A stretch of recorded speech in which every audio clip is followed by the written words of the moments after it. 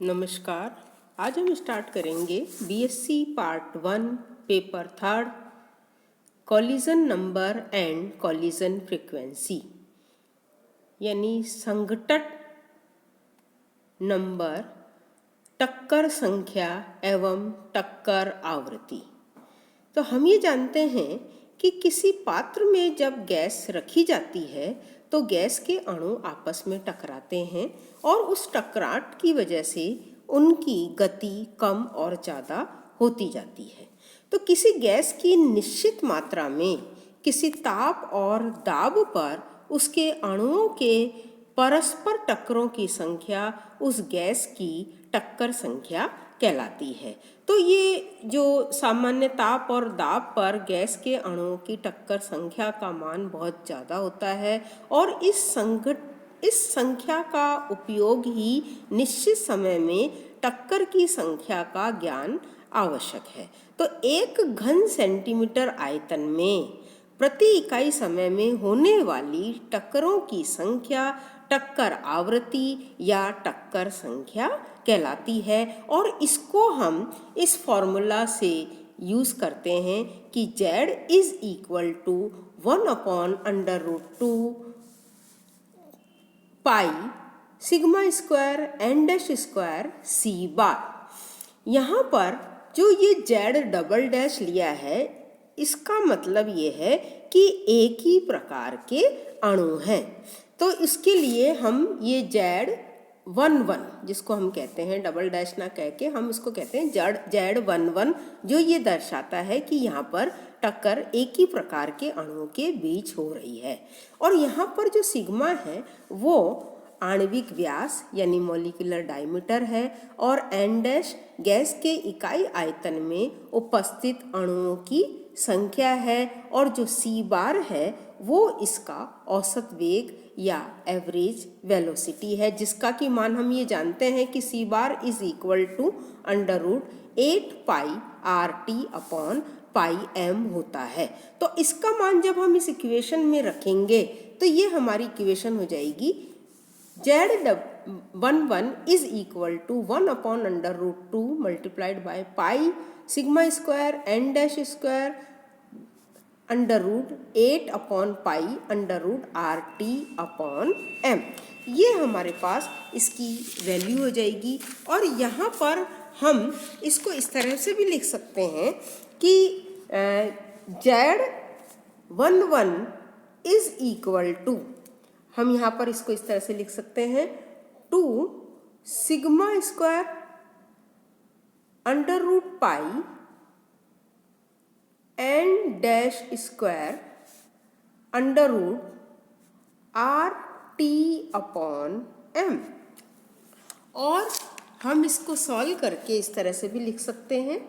ये हमारे पास आएगा Z11 is equal to 3.54 sigma square N dash square और RT अपॉन M की पावर 1/2। हमने रूट हटा दिया तो हम इसको इस तरह से भी लिख सकते हैं, जहाँ पर जो M है वो गैस का अणुभार है और T परम ताप है, R हम जानते हैं कि गैस नियतांक है।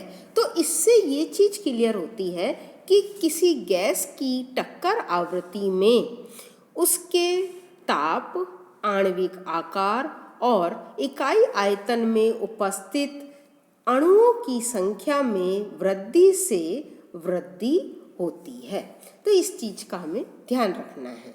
अब हम देखते हैं कॉलिजन डायमीटर, यानी हम देखते हैं संघटन व्यास।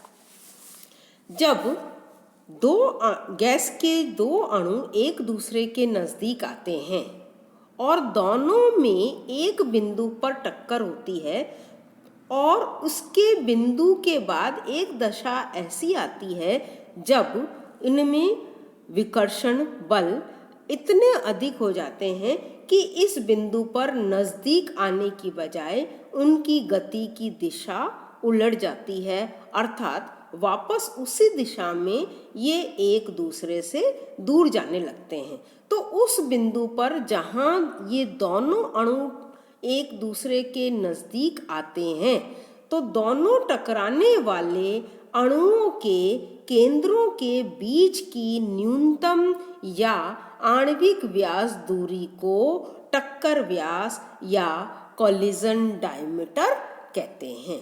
तो हम यहाँ पर देख रहे हैं ना, ये अणु है, ये एक अणु, ये दूसरा अणु, ये जब बिल्कुल एक दूसरे के नज़दीक आ गए तो इन दो अणुओं के मध्य की जो निकटतम दूरी के समय उनके केंद्रों के मध्य की दूरी को, ये केंद्र हो गया और ये दूरी केंद्र हो गया है ना, उसको हम संघटन व्यास कहते हैं। यदि दो अणुओं के मध्य की जो दूरी है वो सिग्मा से कम है तो ये अणु आपस में टकरा जाएंगे, ये सिग्मा है, ठीक है। तो इसको हमने सिग्मा से प्रदर्शित किया है। जब दो अणुओं के केंद्र के मध्य की दूरी सिग्मा हो तो उसके मध्य टक्कर आवश्यक हो जाती है, उनमें कोलिजन होता है। तो ये साइंटिस्ट रेनकाइन और स्मिथ ने विस्कासिता मापनों से उनके गैस अणुओं के संघटन व्यास को ज्ञात किया और उन्होंने ये बताया उदाहरण देके कि एक वायुमंडलीय दाब और 298 केल्विन पर हाइड्रोजन, हीलियम, नाइट्रोजन और ऑक्सीजन के लिए जो संघटन व्यास का मान है वो है 2.73 एंगस्ट्रॉन, ये तो हाइड्रोजन के लिए है, और 2.18 एंगस्ट्रॉन ये हीलियम के लिए है, और 3.78 एंगस्ट्रॉन ये नाइट्रोजन के लिए है, और 3.58 एंगस्ट्रॉन ये ऑक्सीजन के लिए है। तो संगठन व्यास का निर्धारण ऊष्मा चालकता और विसरण के मापन से भी किया जा सकता है। और अब हम देखते हैं मीन फ्री पाथ या माध्य मुक्त पथ। हम ये जानते हैं कि अणु गतिशील होते हैं और ये दिए गए ताप पर किसी बर्तन में रखी हुई गैस के अणु प्रत्येक दिशा में एक दूसरे से टकराते हैं और सभी वेग और अलग अलग वेगों से ये गति करते रहते हैं। ये अणु कुछ दूरी पर परस्पर या बर्तन की दीवार से टकराकर अपने गति की दिशा को बदल देते हैं। वह दूरी जहाँ तक कोई अणु एक दूसरे अणु से टकराए बिना चल पाता है उस अणु का मुक्त पद कहलाता है। यानी दो अणुओं के टक्करों के मध्य अणु जो दूरी तय करता है उसे तो हम फ्री पाथ कहते हैं, यानी मुक्त पथ कहते हैं। और किन्हीं दो अणुओं के बीच की दूरी अन्य दो अणुओं की बीच की दूरी से भिन्न होती है। टक्कर से पहले किसी अणु के द्वारा तय की गई दूरी के औसत को हम माध्य मुक्त पथ या मीन फ्री पाथ कहते हैं। अब जैसे यहाँ पर एक एग्जाम्पल हमने यहाँ एक्सप्लेन करने की कोशिश की है। जैसे ये ए अणु है और इस ए अणु ने, ये वाला ए अणु है, यहाँ पर देखिए ए अणु, इसने d1 दूरी तय करके ये दूसरे अणु से टकराता है, ठीक है। और इसके बाद इसने d2 दूरी तय की और फिर ये अन्य अणु से टकराता है, और फिर इसने d3 दूरी तय की, फिर अन्य अणु से ये टकराता है।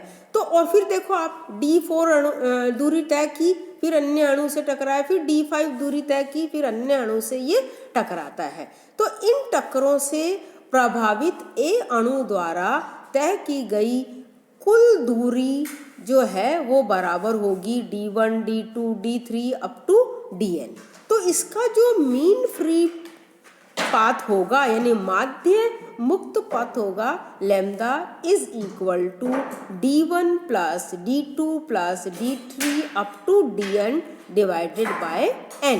यहाँ पर जो n है वो अणुओं की कुल संख्या जिनसे एक अणु टकराता है, और लैम्डा उसकी वैल्यू जो है वो डेंसिटी, प्रेशर और विस्कोसिटी की वैल्यू से प्रभावित होती है। यानी जो माध्य मुक्त पथ उसका जो मान है वो घनत्व, दाब और विस्कासिता के मान से प्रभावित होता है। तो यहाँ पर देखिए फॉर्मूला है lambda is equal to eta under root 3/PD।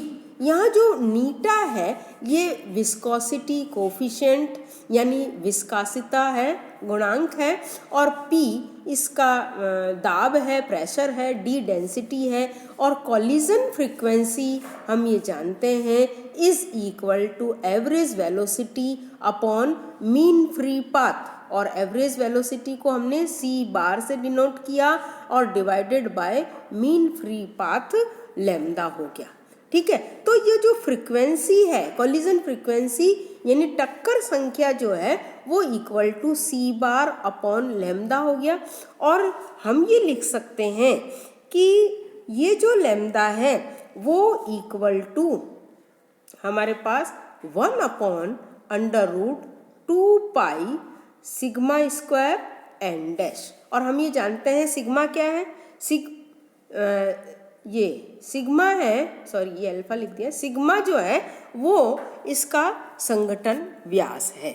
तो इस तरह से हम इसके माध्य मुक्त पथ का मान हम इसका ज्ञात कर सकते हैं। तो यहाँ तक आप पढ़िए, फिर कल हम लिक्विफिकेशन ऑफ गैसेस देखेंगे। Thank you.